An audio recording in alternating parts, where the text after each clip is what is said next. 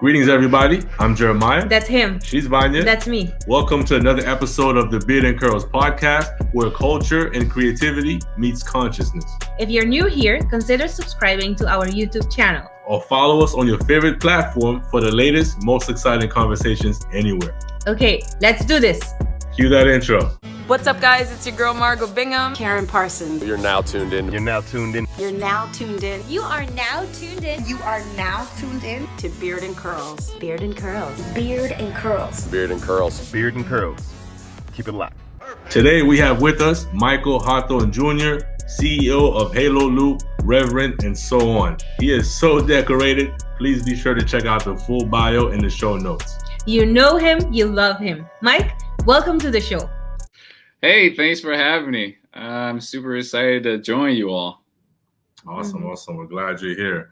All right, so today we're going to do a deep dive into spiritual wellness, amongst other things. So for starters, what is spiritual wellness? Yeah, so spiritual wellness is really taking the approach of focusing on your connectivity with yourself and to life. It's a holistic approach. So it takes in consideration your emotional, your physical, but as well as how do you connect to the life force that's beyond life itself, right? And so taking that approach encompasses what we're calling spiritual wellness. So it's really about connecting inward and then allowing that to inform how you connect outward. Wow. Okay. That's awesome. I appreciate that explanation. So you're now part of a venture that, you founded called halōloop. So can you tell us a little bit more about halōloop and what you guys are doing? Absolutely. So halōloop is a spiritual wellness platform that supports your emotional and spiritual health. So we have this little thing that we're, sort of internal message that I guess we should make it an external message, but we're making spiritual healthcare a thing. So literally we see ourselves as creating a new form of healthcare in the form of spiritual healthcare. And the way we're doing that is through our platform. It's an experience where you can create what's called a loop, which is your personal dashboard experience. And you get to design this experience that really helps you to focus on where you are from an emotional standpoint, from a spirituality standpoint, but from a holistic standpoint. Design this experience to meet you where you are so that you're constantly supported through life, right? And so kind of the specifics of it is once you sign up on our platform, you get a loopervisor who is a licensed counselor who just simply there to kind of guide you through the experience if you if you would like a person or so to do that. But the cool thing is you get to create your own wellness team. So you get a primary person and a secondary person. And you get to choose between 3 categories, which is a life coach, a therapist, and a spiritual counselor. So it really enables you to kind of pick what really matters to you the most and design this team so that this team supports you. And so along with that, we offer daily live broadcasts of meditations, inspirational talks, and we have plenty more production that's on the way that allow you to kind of get this daily vitamin of holistic, inspiring wellness added to your experience. So that's a little in a nutshell, pretty much what we do here at halōloop. I like that. So what can somebody expect from the life coach, the therapist, and the spiritual what did you call it? The spiritual counselor. Yeah. Yeah. So can you explain the difference a little bit? Absolutely. So with the life coaches, these are certified life coaches who have a wide range of expertise. So from executive coaching down to just sort of general coaching of how to set goals in life, how to plan, how to be strategic and those sort of matters, right? And so life coaches, as we kind of see on our platform, are really in high demand right now. Fortunately, with all that's going on with COVID, people are losing their jobs. We're seeing an uptick with people just requesting coaches because they want to know how to kind of navigate, career-wise with all that's happening, right? Exactly. But with the licensed therapists, those are folks that are going to really help to help you work through some deep challenges, right? So they really kind of help to, take an emphasis on, some, areas in your life that, really just need someone to really kind of help you work through, right? And then with spiritual counselors, these are essentially licensed therapists, but with the added advantage of theological backing. So they kind of implement sort of a therapy approach, but with the questions of theology to really help people to start asking questions that lead them to the connectivity to the sort of life force, to God, to Creator, right? The cool thing about it, Jeremiah and Vania, is that you don't have to be religious. You don't have to believe in anything, because it's not about that, right? But it's more about you having the support to lead and navigate you into awareness about yourself and about life, and so that you can be clear about who you are and where you want to go in life, and know that you have that ability to do so. Wow. I like that. But what if somebody is a Christian? Like, can that be discussed, and then you can also like connect the Bible to it? So like if the person indicates that he or she wants that, then is there that possibility? That's a really great question. So part of so let me step back. halōloop actually started 6 years ago. It came out of a place where I was depressed. My wife and I had left a beautiful, amazing faith community in Atlanta, Georgia, and we moved to the middle of New Jersey where we didn't know anybody. And so one of the challenges that we faced immediately was, how does a person find a faith community if you don't know anyone, right? We see from data that most people do find a faith community through word of mouth mostly, or through Google search. But it was really exhausting to try to get up every Sunday and try to find a church that really just kind of resonated with our faith community. And so at the time I was working on Wall Street for an industry research firm, and then something happened where I pulled the stats for the religious industry, and it was alarming. I mean, what the report was showing is that the highest level of attendance, guess when that was? Any clue when that might have happened? It was the 1960s. Okay. And since then, you can see the data trend down constantly with perks up and down. But obviously, you can make the connection. In the 1960s, there was the civil rights movement going on, right? So the attendance was, explosive. But for us, when I created halōloop, it was at that point about, how do a person find a faith community and can really join? And so halōloop was started originally as a live streaming marketplace for faith communities where people could loop into a Christian service, an Islamic service, Hindu, Buddhist, whatever you want. But it wasn't until we realized there was a bigger problem. And it was the fact that people needed more than just a community. They needed some type of therapeutic resource. And so to answer your question, Vania, in a long way, is that yes, there's spiritual counselors can integrate that into their sessions with you. So I think it's something that we'll build as we go and kind of see how, how people enjoy that service. But for the most part, absolutely. Okay. And Mike, I was kind of sharing with you offline before we started, like about how, like as a therapist, in the field, like I haven't seen this kind of integrated model ever, where you have the spiritual element and things like that. So what was the vision that you had that made you say, okay, this is the missing piece and we need to incorporate that and really bring it all together? Really great question. So I want to say in 2018 or 19, I went to USC and I had a meeting with the dean there. And, we had a very sobering conversation. And we spoke about,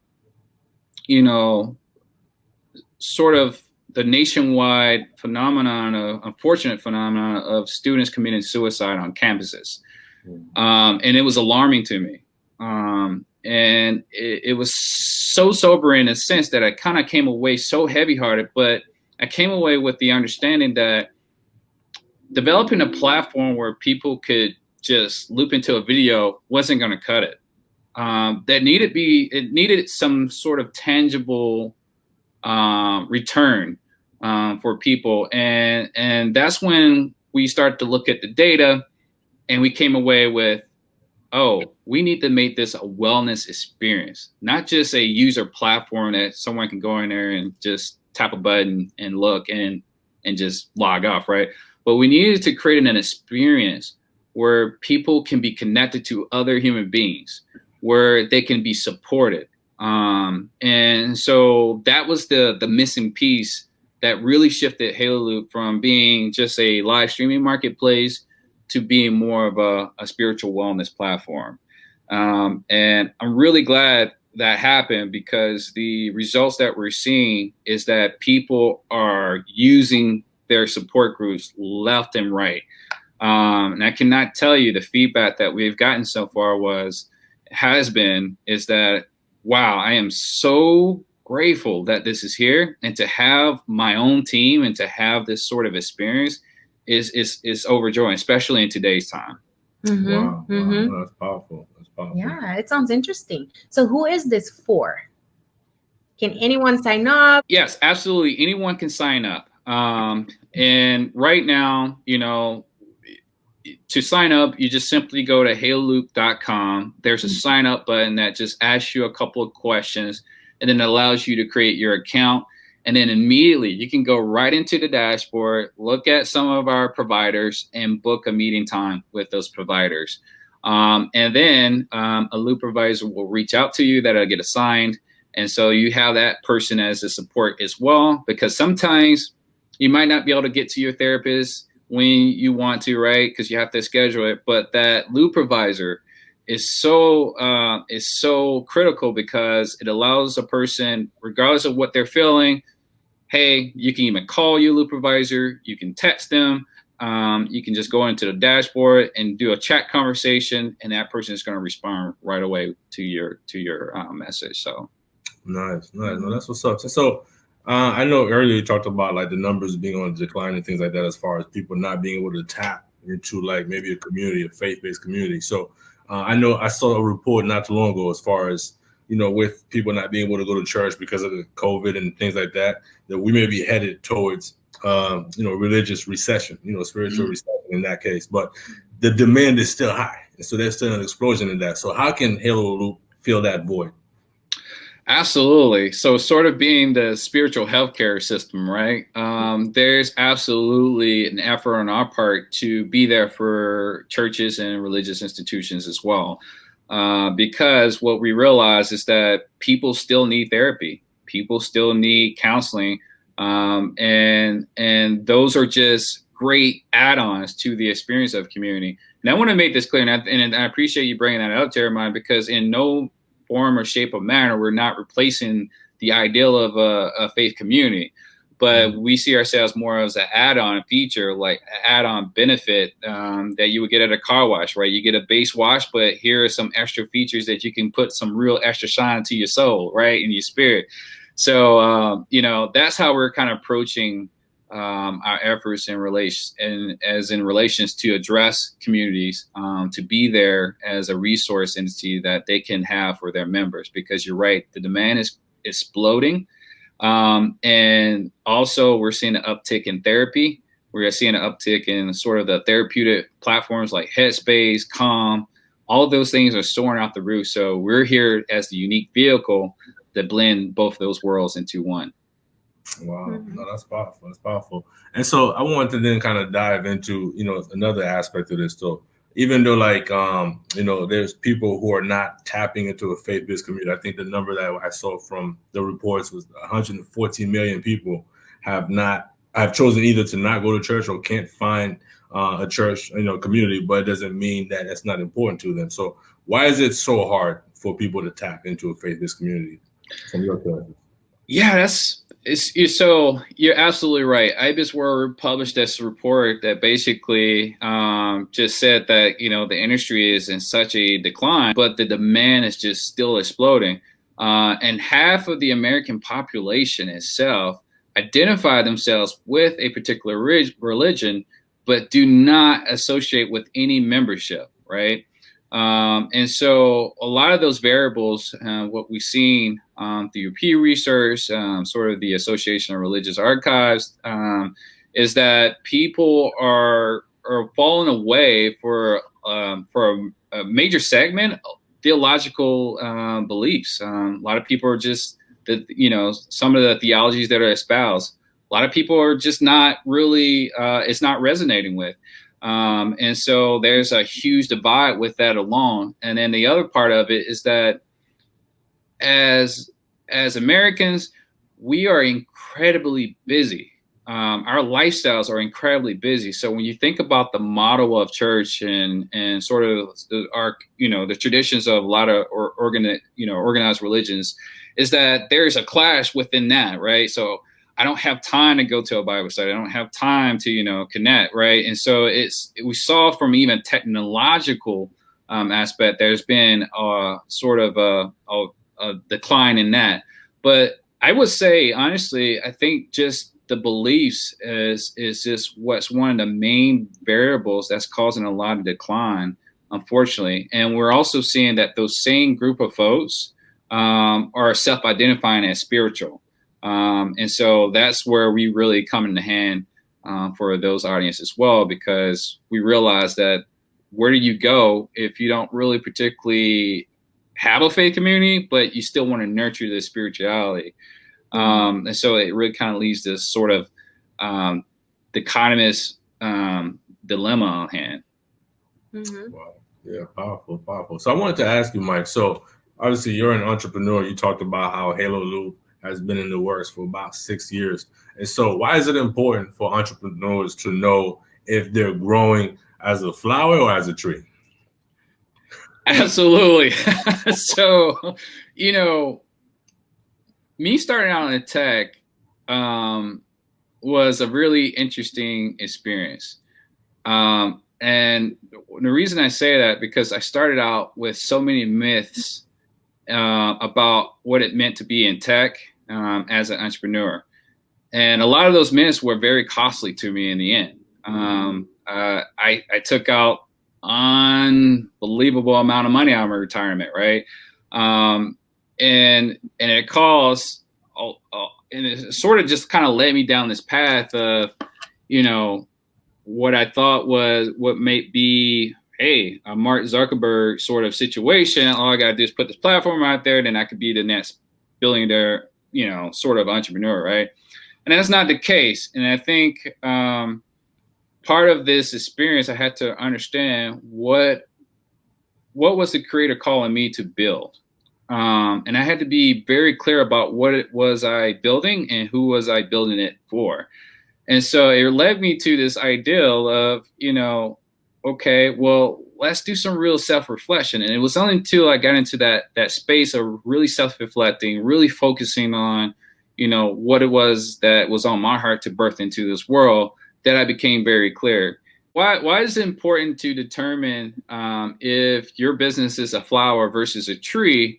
Is because it puts you on two different sort of tracks in terms of scalability and how you kind of think about, the return that you're looking to build into the world. And so for a flower, when you think about a flower, it can spring up relatively quick, right? And so there's a lot of businesses what I would consider as flowers. So they, it's more of a simplistic model, still has a meaningful return. But when you think about a tree, you got to understand the process that a tree goes through to grow. And you got to understand how long it takes for the roots to grow. And so when you're building a tree, I like to equate it as you're building a legacy. And that's what makes the difference. And sometimes you have to, and for me, understanding I was building a tree meant that I wasn't going to blossom like any other tech startup. I used to get so fierce that I would see folks that start out their business, their concept at the same time as me. And by the next year, they were already in revenue, or they were already reaping in investments like, beyond what I could even raise, right? And so I had to really do some soul searching and realize that sometimes what you're working on, it's not going to sprout to another 5 years, 7 years. And you got to be clear about that thing, because when it gets hard, and it will get hard as entrepreneurs, and I know you all can attest, it's that last little thing that's inside of you that's going to tell you, keep going. And so when you're building a tree, the roots take time within itself to grow down further and further. And so you won't see returns for for how long it takes. But be clear, when this starts to blossom, just know that what you leave in place as a tree, it'll last for well long after you're off this earth. Wow. And that's what's the difference. Powerful, man. I love it. I mean, it sounds simple, but when you break it down like you just did, man, I mean, it just hits in the core right there. Because when you think about just like having that staying power, you need to have that tree, that foundation to be able to say this is going to be sustainable. Like a flower grows and then boom, before you know it, it dies or it goes away. But a tree, that's long lasting, that's sustainable. And it's character building, because you're practicing patience. Right. You're practicing. It's like it's not just focusing on the revenue. It's focusing on the journey and how you transform as a person, and also like all the lessons that you have to learn like along the way that is gonna make you a better person. So I like the. I mean, you got me jumping over here. Absolutely. It's one of those things where. Vania, you hit it right on the nail, because it's like although you're the person that's growing this venture, it's more than you, right? And so you have to get into this understanding that the experiences, the failures along the way, is all meant to build the muscle in your neck so that your head can support the crown that you're meant to wear at the end of the day to lead this venture. And and I'm gonna just go an extra step here if you all don't mind, but.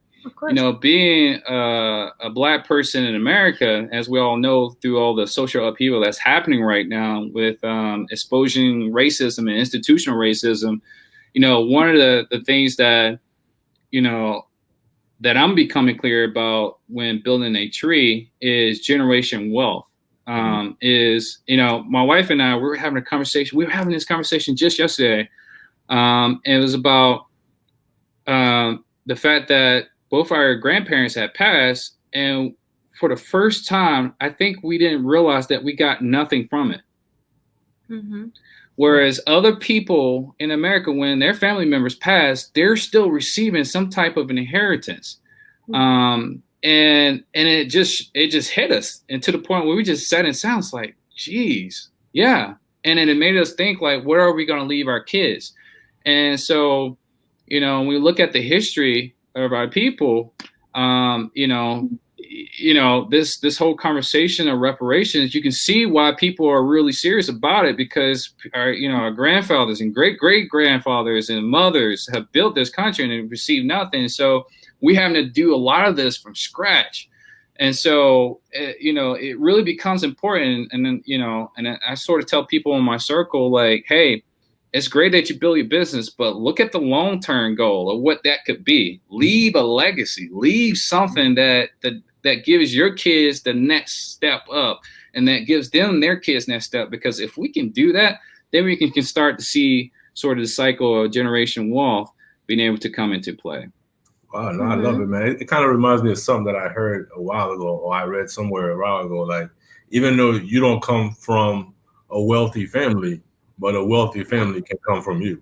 So even though it hasn't been done before, or you've never seen it done before, doesn't mean you can't be the first. Right. You be the first, what I'm saying, Michael Hawthorne. And then, everyone who comes after you from that tree, because you're building a tree, will definitely, build from that, and we'll be able to have some staying power because of the work that you're putting in right now.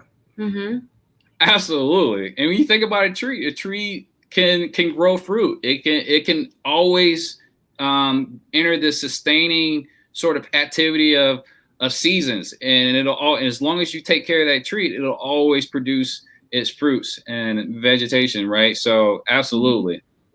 And I like what you said, and my interpretation of that is also like wealth in different areas, like spiritual wealth, like how is your relationship with God?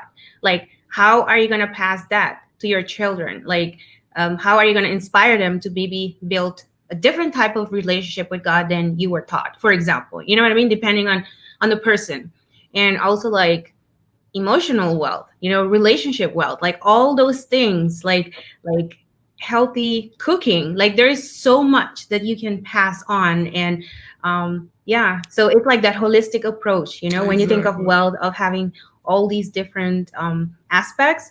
I'm excited about that holistic package. I love that, man. Yeah, absolutely. Exactly. So, wealth could definitely be defined in so many different ways. It's not just about money and finances. So, and so Mike, I wanted to ask you, so like on this path, on this journey to kind of getting to where you are, like what are some fears that you encountered, and how were you able to overcome some of those fears to getting to where you are right now? Man, where do I start? Oh my goodness. I think this is an interesting topic because a lot of people go through that. So I'm excited to hear your thoughts. It's so when you're building something new and you're birthing something new into the world, it's a scary experience for so many different reasons. One, because you to even say yes, to go on this path is frightening, because what you're saying yes to are the things that you can see now, but you're also saying yes to a lot of things you don't have a clue that's on your way, that's going to be in your path.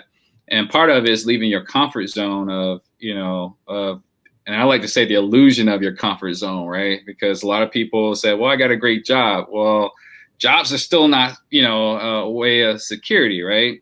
Someone can certainly let you go and drop a dime's notice, and that's it. And so I kind of equate the risk now and be on this side of the equation as still the same stuff. I can do what I can to keep things going. But some of the fears and things that I had to overcome was, and I kind of think about Moses, right?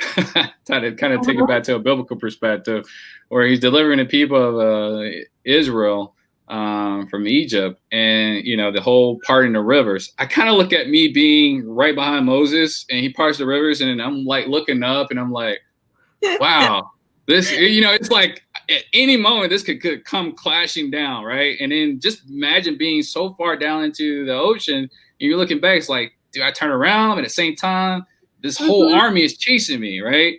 And so for me, those things turn into real reality. It's just like, wow, like I'm building this, and I got to make this happen, because if I don't, what's there? There's no safety net, right? And so those were some real realities I had to face as an entrepreneur, because, for me, it's like God calls us to be sometimes unreasonable. And that's hard to say that. It's like, what do you mean unreasonable? Well, if you look at success, right, from those who, if you want to define success, those who have made some sort of contribution, right, it's not a straight line.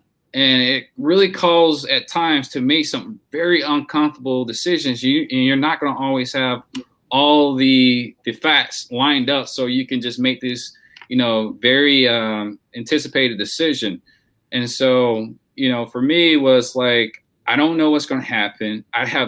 There's days where I wake up and I don't even know. There's days I wake up and, I can't even see past my toe in terms of what's going to happen.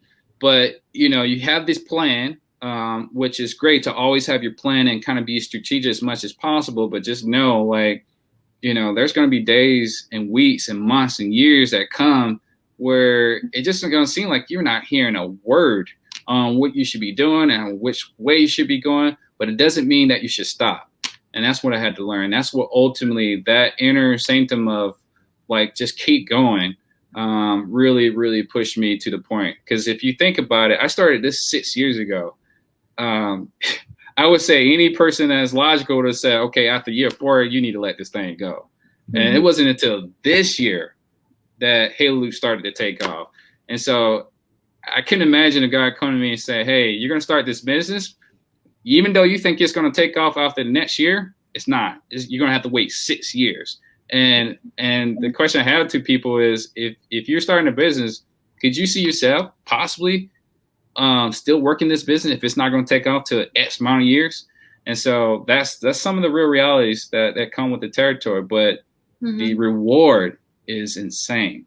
Wow. No, I like that. I want to then follow up on that, because I like that you said you just kept going, even though you didn't have no way of knowing if it was going to produce, or, you had no way of really kind of being assured of what was going to happen. So what does it take to just keep going? Like, because it sounds like you have belief in what you're doing, because I truly believe in what I'm trying to do and the things that I'm passionate about. And even though at times this feels like a grind, it's like, whoa, you know what I'm saying? It's work and it's not always fun, but I have optimum belief that this is what I'm supposed to do, and I'm walking in my purpose and things like that. So what do you think it would take to keep going when you just don't see a way?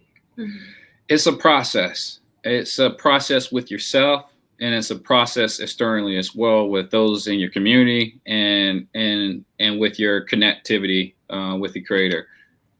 It's constant asking questions. If I had to put it blatantly, I know God would be like, this is the least of faith son I ever have, because he asks me every single day, is this what I'm supposed to be doing? I literally wake up the very next day, I'll get a answer, and then I wake up the next day, I'm like, is this what I'm supposed to be doing? So it's a constant process. And I once preached a sermon that it's okay to doubt God, because when you start doubting, you start asking questions. And Jeremiah, I know you can relate as a therapist, but when you ask questions, it causes you to start an active process of really going through where that seed of doubt really is, and to face it head on. And so part of it's just being in the process, being able to ask yourself the questions, but more importantly, looking beyond you. So for me, what kept me going all through those years when I thought I was on the verge of just shutting the doors was just the thought that I could help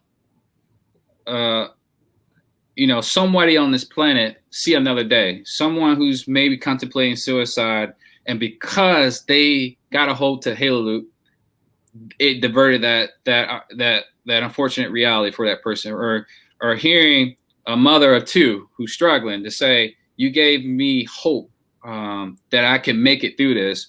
Or hearing a family that's just don't know what's going to happen, to say, you know what, we don't know where we would be, because of the work that you do. And so for me, it's looking past me and helping me to understand that this thing has nothing to do with me. I'm just a vessel, really trying to carry out this thing that I still don't have a clue what it really is in days, but it's about the people that's being impacted. So you have to really believe in your mission, and then you have to keep asking the questions as a way to kind of coach yourself through it as you grow along. If that makes sense.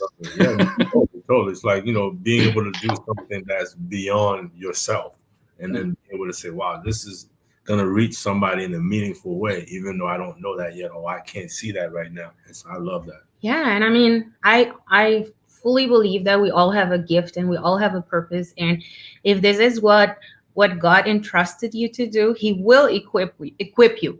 And if he has some lessons that you have to learn along the way, well, I guess you have to do that. It's not fun, or you have to practice patience. It's hard sometimes, but yeah. And I really like the example you gave about Moses opening the sea. I mean, God opening it through him. And because like when the people were in there, they had no choice but to trust, because they couldn't resolve anything. So right. Building trust with God, and also building a genuine relationship, because I also like what you said about being honest, asking questions, like why. Like there are a lot of people who think like God is like so far, but like for me, I see God as a friend, right? And for me, it's like I ask my friends questions, and if I don't like something, I'll tell them. So that's how I try to approach God, and that works for me because it just matches my style. And I think being able to build that personal relationship, which is real, it comes with gratitude, it comes with frustration, it comes with anything. But I think I personally think, I mean, I don't know for sure, but I think God likes that because I think he would rather have real people than people who are doing things out of fear or out of tradition. You know what I mean? I'll ask them one day for sure. I like that. And Vania, you're spot on. You're so spot on. It absolutely, because for me, I grew up in South Carolina, right? Oh God, the Bible Belt, and I was taught don't ever ask the question to God, and it never sat right with me. I was like, how can I not ask a question? But you're right. God can be relational. Yes. Let me talk this out. God, God, you got me in feeling this kind of way. Like I need to know what's up, man. Exactly. You can actually say, God, I don't like this, but I'll trust you. You know what I mean? I mean, I know you know why you're doing this, but I don't have to pretend like I like something. I mean, I can say I trust you and I know that you have a purpose with it, but I can be honest and still, so you can be honest and respectful at the same time. Exactly. So that is that, and that is like a spiritual wealth that I want to share, with people also, because for me, it was, I feel like I went through a spiritual detoxification to find my own meaning into things. Wow. And I found freedom in simplicity. Wow. So, in my relationship with God. Powerful. That's dope, right? Very. You just right on that one. Detoxification. I don't think I've heard you say that like that. But I like that. Wow. Yeah. I like that, man. Thank you. My last question for you, though, Mike, is what do you guys have cooking up? Like, what do you have in the works for both halōloop and maybe for you personally? That's a good question. My wife is it's interesting because she's creating her business called the Valley Pearl, and it's more of a sort of a life coaching for women of color. And obviously for halōloop, we're at a point of scaling, so I'm about to get on the road and start raising some capital. And at the same time, let me kind of back up. Actually, in 2014, when halōloop was being conceptualized, my wife and I were just having our first kid, our oldest daughter, and I think we had reached a point in that tough, challenging time living in New Jersey where we asked ourselves, what kind of life do we want to live, right? And I'm telling you, questions is everything, because questions could be the one thing, could be the second away from your own liberation. And so that question liberated us in such a way because it was there when halōloop was started, and ultimately what she was opening was started from that moment as well, but it took more time to kind of figure out what it was that, the creator was calling her to create, right? And so from that point on, that vision was clear to us that we want to live this sort of life. And we realized the only way we could live that life was creating the ventures that, that we wanted to create, because it was more for us about doing something that we absolutely love, right? And it's about being able to do it, wake up every day, not feel like it's a job, but feel like this is what I'm on the earth to do. And at the same time, have the freedom to go spend time with our family. Hopefully by next year, love to be working from different places in the world. So that's I love it. She can relate to that. Okay, so Mike, where can someone find you online? So they can go to our Instagram or Twitter at halōloop app and find us there and follow us. Or if you want to actually sign up for the services, you can go to halōloop.com. Okay, thank you. Wow, powerful, Papa Mike. You definitely dropped a lot of cool nuggets with us, man. Really appreciate everything you shared with us today. Thank you. And thank you for having me on. I really appreciate it. And I'm a big fan. So. Oh, thank you. Much love. Much love. Thanks, brother. Bye. Well, there you have it, folks. That's our show for today. Thanks again for tuning in. And as always, like it or not, beard and curls is the new his and hers.